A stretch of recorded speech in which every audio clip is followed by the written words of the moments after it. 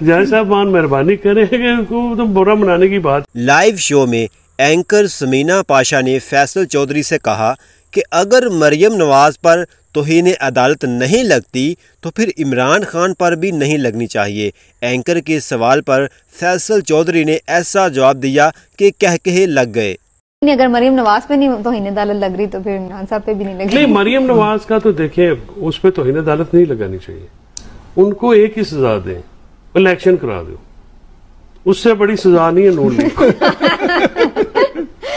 جج صاحب مہربانی کریں کہ تم برا منانے کی بات ہی کوئی نہیں، ٹھیک ہے، وہ الیکشن کرا دو، اس کے بعد مطلب وہ سزا۔ ناظرین، جمہوریت کا راگ الاپنے والی حکومت الیکشن سے فرار ہو رہی ہے، کیونکہ ان کو علم ہے کہ جب الیکشن ہوئے تو ان کی سیاست اور ان کی موجیں دفن ہو جائیں گی۔ عمران خان 2/3 اکثریت سے وزیر اعظم بنے گا۔